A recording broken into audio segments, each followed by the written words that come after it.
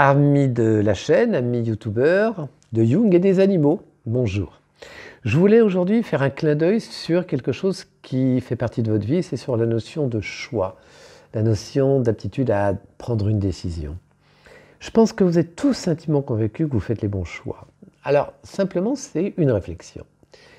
Tout d'abord, on est dans un milieu politique, religieux, social, culturel, etc. Et souvent, on est imprégné de ces valeurs-là et on va s'approprier les choix de ce milieu et souvent les choix qu'on va faire ne sont pas forcément les nôtres.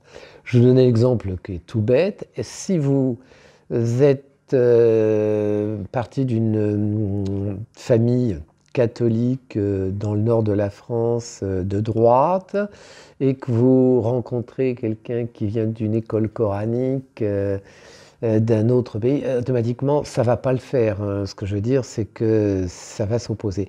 Et en fait, ce sont deux individus qui ont été colorés par les choix du milieu ambiant. Donc prenez du recul et comprenez que souvent vos choix ne sont pas forcément les vôtres.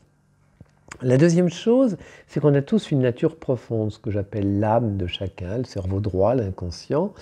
On est tous différents. Des jumeaux monozygotes auront de grosses différences parce que les combinaisons d'ADN seront automatiquement différentes. Et même si elles étaient à peu près identiques, ça serait différent. C'est incroyable, mais c'est comme ça. Et je pense que des fois, notre nature profonde n'est pas entendue, n'est pas validée, et qu'on va réagir, on va compenser, on va s'opposer. Et là, on va faire des choix par rapport à des oppositions ou des compensations qui ne sont pas forcément les nôtres.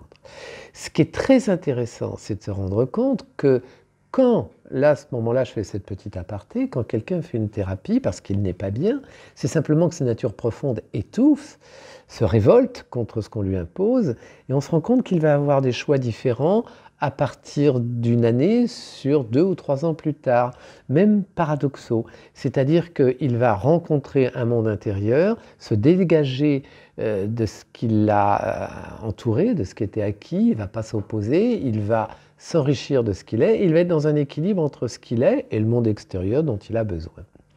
Troisième notion des choix qui est une notion beaucoup plus pernicieuse. Avant, il y avait la publicité. C'était facile la publicité, bouffer telle pizza, aller à tel endroit, c'était pas très compliqué. Maintenant, avec le traçage, le Health Data Hub, l'informatique, la numérisation, les écoutes légales, illégales, sans être dans le complot, hein, c'est ce que l'on sait, les algorithmes, les recherches, vous êtes tous identifiés, tracés, etc. Et je pense qu'il y a des mécanismes, je parle des GAFA, qui peuvent même avoir dans peu de temps des ordinateurs quantiques qui vont vous cibler dans des buts consuméristes, dans des buts de pouvoir. C'est complètement incompréhensible que ces gens soient dans le plaisir, qui bandent à l'idée que quelque part ils aient le pouvoir sur le... C'est absolument incompréhensible, c'est ce que j'ai dit dans une vidéo, ils sont pris par le pouvoir. Mais malgré tout, vous allez faire des choix en étant intimement convaincu que c'est les vôtres, qui ont été induits par un système informatisé très pointu qui vous amène à le faire. Et ça, je pense qu'il faut être capable de prendre du recul et comprendre que des fois s'opposer à un choix, c'est dur au départ, à moyen terme on est content et à long terme on est super content parce qu'on est sorti du système. Donc ces 3 petites réflexions au niveau du choix, c'est pour vous amener à comprendre qu'il faut sortir d'un système dans lequel vous n'êtes pas forcément identitaire, hein, vous avez été coloré.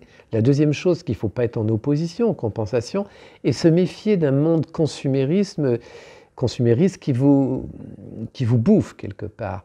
Et de prendre du recul pour découvrir un monde personnel qui va s'équilibrer avec le monde extérieur, mais lui donner moins de prise pour qu'il vous possède. Et vous vous rendrez compte que vous êtes beaucoup plus riche et beaucoup plus libre que vous pouvez le croire, si vous êtes capable de prendre un petit peu de recul et d'exploiter vos richesses personnelles. Voilà, c'était une réflexion. Peut-être que c'est utopique de ma part, mais je pense que c'était intéressant de transmettre cette réflexion. Je vous souhaite une bonne journée, une bonne soirée et le fait que vous soyez heureux d'être avec vous-même. Au revoir.